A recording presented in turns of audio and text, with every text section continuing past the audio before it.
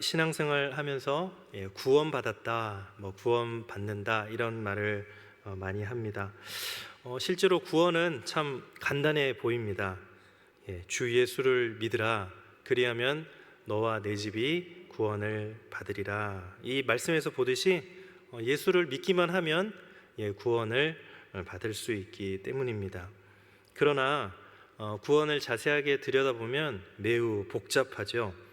로마서 8장 30절 말씀에 또 미리 정하신 그들을 또한 부르시고 부르신 그들을 또한 의롭다 하시고 의롭다 하신 그들을 또한 영화롭게 하셨느니라 말씀이 있습니다. 이 말씀에서 보듯이 구원은 매우 길고 또 복잡한 과정을 통해서 이루어지기 때문입니다.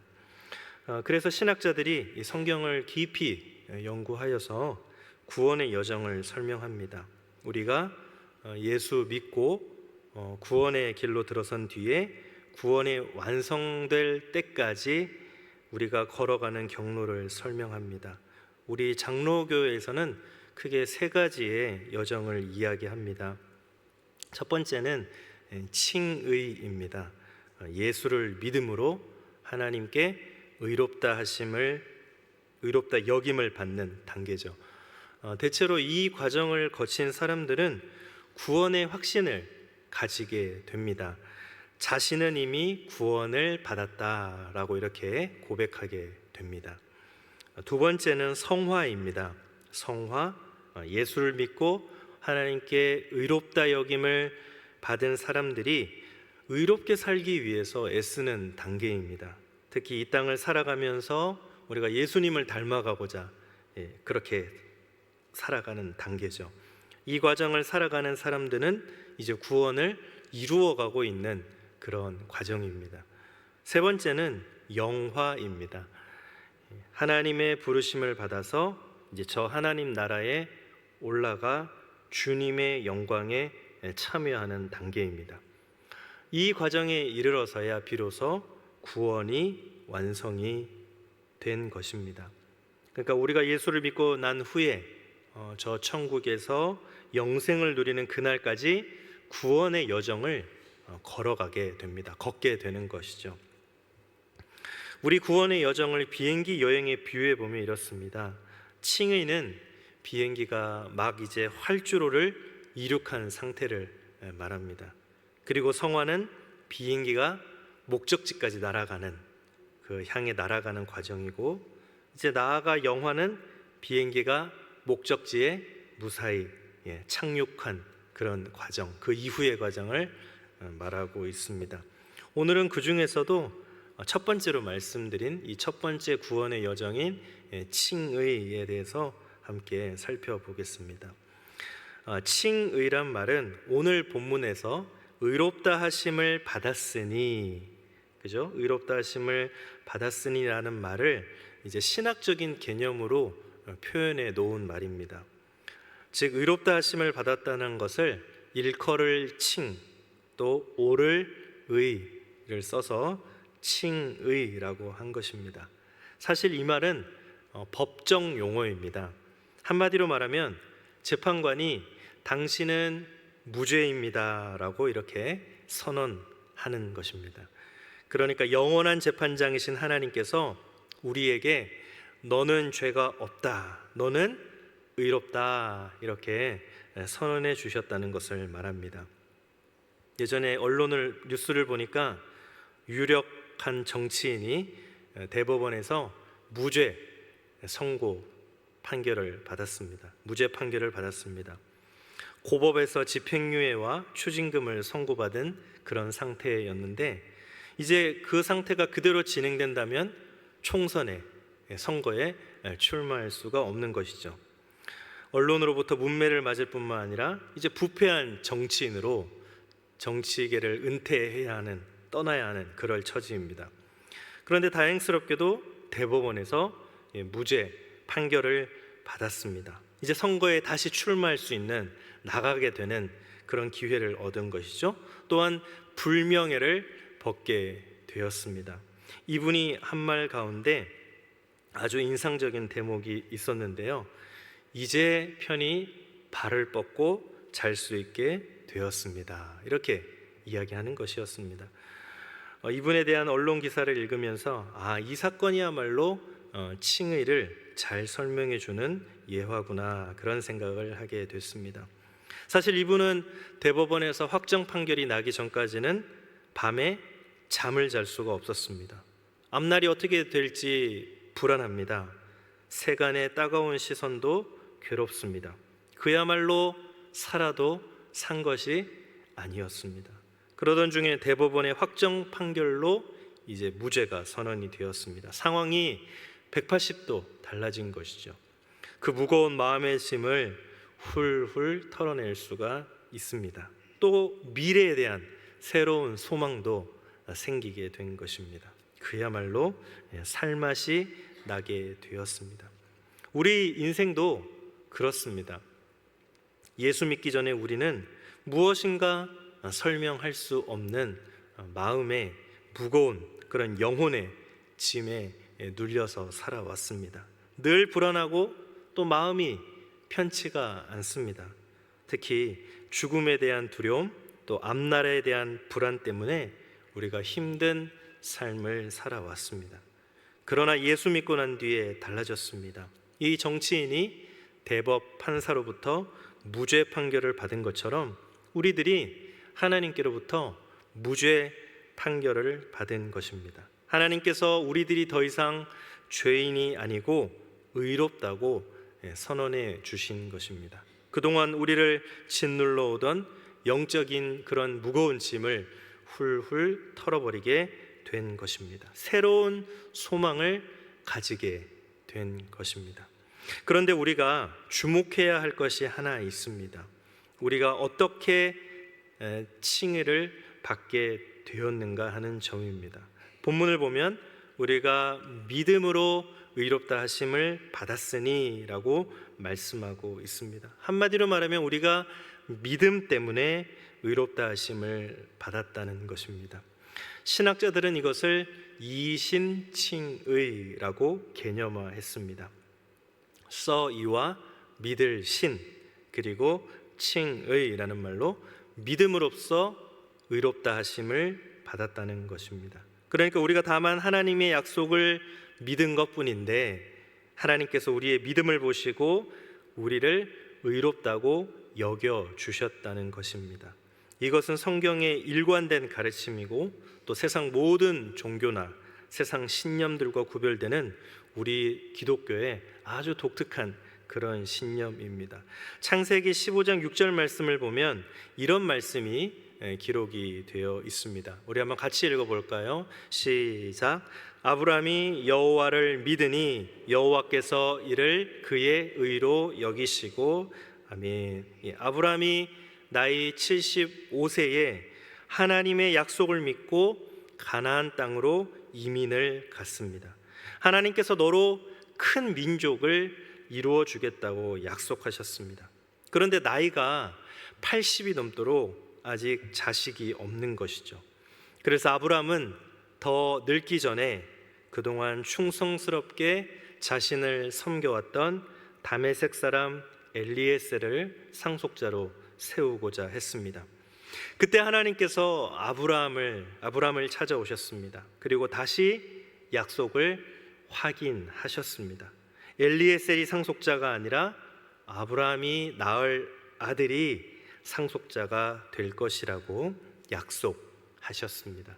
그리고 하늘의 무뼈를 가리키시면서 너의 자손이 이와 같이 될 것이라고 말씀을 하셨습니다. 이때 아브라함이 그 말씀을 믿었습니다. 아멘으로 그 말씀을 받고 순종했습니다. 그러자 하나님께서 그 믿음을 보시고 아브라함을 의롭다라고 칭하셨다는 것입니다. 그렇죠. 칭의는 다름이 아닌 믿음으로 받는 것입니다. 아브라함처럼 하나님의 약속을 믿음으로 의롭다 여김을 받는 것입니다. 하나님께서 유일하신 아들 예수님을 이 땅에 보내셨습니다. 예수님께서 우리를 위해 고난당하시고 우리 죄를 대신 지시고 십자가에 달려 죽으셨습니다. 그리고 사흘 만에 부활하셨습니다. 하나님께서는 이 예수님을 구주로 믿으면 구원을 받으리라 말씀하셨습니다. 우리가 아브라함처럼 이 약속을 믿으면 아브라함처럼 하나님께로부터 의롭다 하심을 받게 되는 것입니다. 사실 이 이신칭의 신앙은 교회 역사를 뒤바꾸어 놓았습니다. 로마 천주교가 면죄부를 팔아 돈으로 칭의를 얻을 수 있다고 주장하던 때가 있었습니다. 종교 개혁자들이 일어나서 그렇지 않다라고 주장했습니다. 오직 성경 말씀대로 오직 믿음으로만 칭의를 얻을 수 있다고 주장했습니다. 그래서 이 개신교가 탄생하게 된 것입니다. 오늘도 천주교는 여전히 믿음에다가 인간의 공로가 포함되어야 칭의를 얻을 수 있다고 주장하고 있습니다. 다른 여러 종교들도 다 인간의 노력으로 구원받을 수 있다고 주장합니다. 아닙니다. 잘못된 것입니다. 성경을 보면 분명하게 말씀하고 있습니다. 우리가 칭의를 받게 되는 것은 오직 믿음뿐입니다. 우리가 구원을 받을 수 있는 길은 오직 믿음뿐입니다. 우리가 이신칭의 신앙을 더욱 철저하게 지켜나가야 하겠습니다. 그러면 우리가 예수님을 믿고 칭의를 받으면 우리에게는 구체적으로 다음 두 가지가 현상이 일어나게 되는 것이죠. 첫 번째는 하나님과의 화해가 일어나고 또 한 가지는 의로운 삶입니다. 우리가 예수님을 믿으면 하나님께서 우리의 믿음을 보시고 의롭다라고 여겨주십니다. 이것은 단지 우리가 의롭다라고 선언하신 것만을 의미하는 것이 아닙니다. 하나님께서 우리의 모든 죄를 다 용서하셨다는 것을 말합니다. 그리고 이제부터 우리와의 관계를 새롭게 하시는 것을 말합니다. 이것을 사도 바울은 하나님과의 화해라고 설명했습니다. 실존 철학자였던 하이데거가 인간에게는 세 가지 고민이 있다라고 말했습니다. 하나는 물질에 대한 고민이 있고, 두 번째는 사람에 대한 고민이 있고, 그리고 세 번째는 자신에 대한 고민이 있다라고 이렇게 이야기를 했습니다.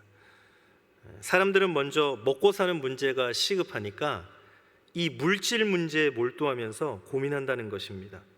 그러다가 돈을 벌고 이제 여유가 생기면 이 고민에서 벗어나게 됩니다. 그러면 다른 고민이 찾아옵니다. 사람에게 인정받고 사람에게 사랑받는 문제에 대한 고민입니다. 이 고민에서 벗어날 수 있는 사람은 그렇게 많지 않습니다. 대부분의 사람들이 이 고민 때문에 불행을 경험합니다. 그렇지만 일부분의 사람들은 사람들에게 인정도 받고 사랑하고 또 사랑받으며 이 고민을 벗어나기도 합니다. 그러면 이제 또 다른 고민이 찾아옵니다. 바로 자신에 대한 고민입니다. 이 고민은 정말 깊고 깊은 고민입니다. 내가 누구인가? 나는 어디에서 왔는지? 나는 또 어디로 갈 것인지? 도무지 답을 찾을 수 없는 인생 본질의 문제 때문에 많은 사람들이 고민을 하게 되는 것입니다. 사실 이 고민은 인간 스스로 아무리 노력해도 찾아낼 수가 없습니다. 수도자들이 평생 돌을 닦아도 수십 년 면벽 기도를 하고 매년 동안거를 해도 답을 찾을 수 없습니다. 이 문제는 피조물 혼자서는 해결할 수 없는 문제이기 때문입니다. 창조주이신 하나님과의 관계 안에서만 해결할 수 있는 문제이기 때문입니다. 1987년에 삼성그룹의 창업주인 이병철 회장이 세상을 떠날 즈음에 영적인 질문 때문에 깊은 고민을 했다고 합니다. 먼저 당시에 영락교회 박조준 목사님께 사람을 보내어서 도움을 청했다고 합니다. 그리고 죽기 전에 한 신부님에게 4쪽짜리 질문지를 보냈다고 합니다. 이분의 질문 내용의 핵심은 이것입니다. 죽음은 어떻게 극복할 수 있는가? 인간은 어떻게 구원받을 수 있는가? 이분은 나름대로 성공적인 인생을 사셨습니다. 돈을 많이 벌어서 물질의 고민에서 벗어날 수 있었습니다. 자식들과 직원들과 사회로부터도 인정을 받았기에 사람의 고민에서도 벗어날 수가 있었습니다. 그러나 죽음이 다가오는 것을 느끼면서 이분은 자기도 모를 고민에 사로잡히게 되었습니다. 더 두려운 것은 고민의 해결책을 찾기 이전에 이 고민의 정체가 무엇인지도 모른 채 고민만 하게 된다는 것입니다. 그래서 목사님과 신부님께 도움을 청했습니다. 그러나 전해온 답변을 받아들이지 못한 채 그 깊은 고민을 가슴에 담고 세상을 떠나고 말았습니다. 사랑하는 여러분, 이 고민의 답이 무엇입니까? 하나님과의 화해입니다. 우리가 예수님을 믿을 때 우리의 모든 죄를 용서해 주시고 또 우리를 용납해 주시는 것입니다. 그래서 우리가 하나님과 화해하고 하나님 앞에 담대하게 설 수 있는 것입니다. 그러면 그동안 우리 안에 우리를 힘들게 했던 자신에 대한 고민이 다 해결될 수 있는 것입니다. 이 하나님과의 화해를 가능하게 한 것이 무엇입니까? 바로 칭의입니다. 우리가 예수님을 믿을 때 하나님께서 우리의 믿음을 보시고 우리를 의롭다 여겨주실 때만 가능한 것입니다. 그 다음으로 우리가 예수를 믿고 칭의를 받으면 우리에게 구체적으로 두 가지 일이 일어난다 그랬죠. 하나는 하나님과의 화해가 일어나고 또 다른 하나는 의로운 삶입니다. 칭의란 우리가 하나님께 의롭다 여김을 받게 된 것을 말한다라고 말씀드렸습니다. 여기에서 중요한 것은 우리 안에 의롭다 여김을 받을 수 있는 아무런 의가 없다는 것입니다. 그러면 어떻게 의롭다고 여김을 받게 되는 것일까요? 로마서 3장 22절 말씀을 보면 이렇게 말씀하고 있습니다. 로마서 3장 22절 말씀 우리 한번 같이 읽어보겠습니다. 시작. 곧 예수 그리스도를 믿음으로 말미암아 모든 믿는 자에게 미치는 하나님의 의니 차별이 없느니라. 아멘. 우리가 예수 그리스도를 믿을 때 하나님의 의가 우리에게 임하게 된다는 것입니다. 우리가 하나님의 의를 덧입게 된다는 것입니다. 종교개혁자였던 루터는 이 말씀을 주석하면서 이 하나님의 의를 우리 밖에서 오는 의, 그리스도의 낯선 의라고 설명했습니다. 그리고 루터는 우리가 칭의를 받게 된 것은 우리 자신의 행위에 의한 칭의를 포기하고 믿음을 통한 그리스도의 의를 덧입게 된 것이라고 설명했습니다. 또 장로교의 창시자인 존 칼빈은 이 문제에 대해서 그리스도의 의의 전가라는 그런 또 신학적인 풀이를 했습니다. 오직 의로운 분은 예수 그리스도 한 분뿐이신데 우리가 그분 예수 그리스도를 믿을 때에 그분의 의가 우리에게 전가된다는 것입니다. 그래서 우리는 그리스도 안에 있을 때 그리스도의 의를 덧입게 된다는 것입니다. 우리가 칭의를 받고 나면 달라집니다. 우리의 심령이 그동안 입고 있던 우리의 죄의 옷을 벗고 새롭게 그리스도의 의의 옷을 입게 되는 것이죠. 그래서 과거에는 죄만 짓던 우리가 이제는 예수 그리스도처럼 의로운 삶을 살 수 있게 된 것입니다. 기독교 신학의 기초를 놓은 이 어거스틴이라는 분이 독특한 신학적인 용어로 우리 인간의 본질을 설명했습니다. 하나님께서 인간을 창조하셨을 때에 죄를 지을 수도 있는 존재로 창조하셨다는 것입니다. 우리가 자유의지를 가지고 있잖아요. 자유의지를 가지고 있어서 하나님의 말씀에 순종하여 살면 죄를 짓지 않을 수 있지만 하나님의 말씀에 순종하지 않으면 살면서 어떻습니까? 죄를 지을 수도 있는 상태로 창조되었다는 것입니다. 그러나 인간이 하나님의 말씀을 순종하지 않고 범죄한 이후에는 달라졌다는 것입니다. 죄를 짓지 않을 수 없는 존재가 된 것이죠. 신학에서는 이것을 타락이라고 말합니다. 이제 죄 중에 살면서 생각하는 것, 우리가 행하는 것, 모든 것이 다 하나님의 뜻을 거스르게 되었다는 것입니다. 그래서 하나님의 진노의 대상이 된 것입니다. 그러나 예수 믿고 칭의를 받게 되면 그 존재가 이제 또 달라지게 되는 것입니다. 죄를 짓지 않을 수 있는 존재가 된 것이죠. 죄를 짓지 않을 수 없는 존재에서 죄를 짓지 않을 수 있는 존재가 된 것입니다. 다시 하나님의 말씀에 순종하며 이제 살 수 있게 된 것입니다. 더 이상 죄를 짓지 않을 수 있게 된 것입니다. 그 이유가 무엇입니까? 우리가 칭의를 받았기 때문입니다.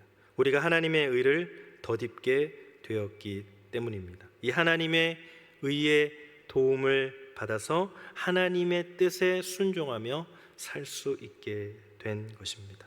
사랑하는 성도 여러분, 우리가 알고 신앙생활해야 하겠습니다. 우리가 누구인지, 우리가 지금 어떤 상태에 놓여 있는지를 잘 알고 신앙생활해야 하겠습니다. 덮어놓고 복만 빌며 신앙생활해서는 안 되겠습니다.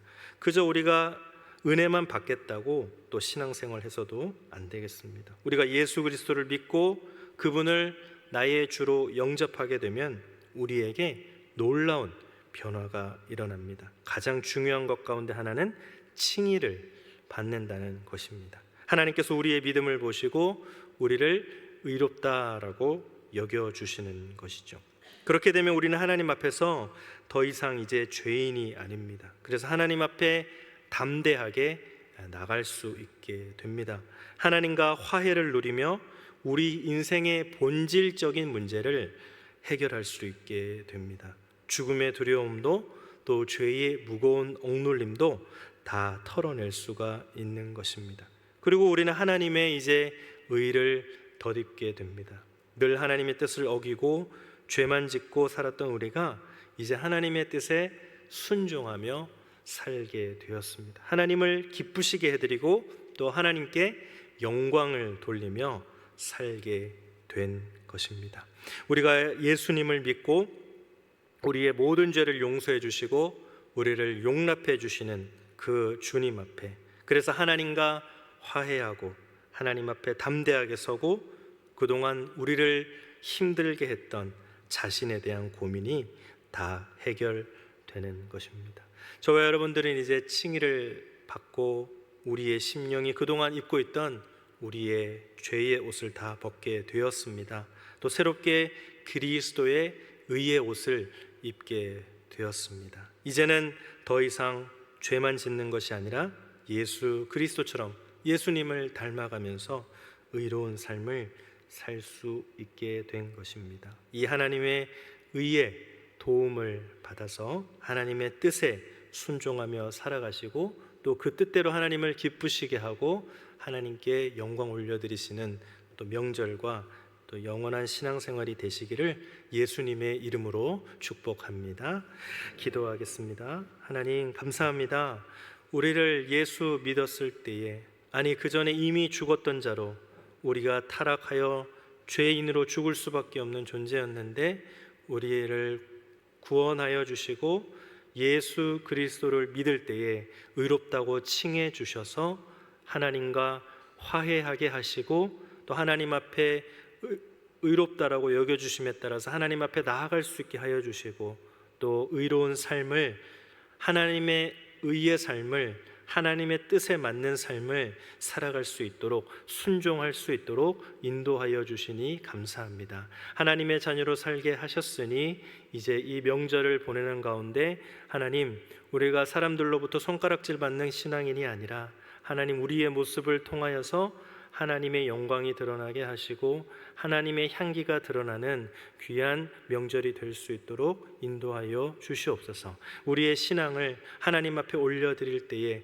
더 기쁘시게 하며 영광이 되는 신앙인이 될 수 있도록 주님 도와주시옵소서. 이 모든 말씀 예수님의 이름으로 기도드립니다. 아멘.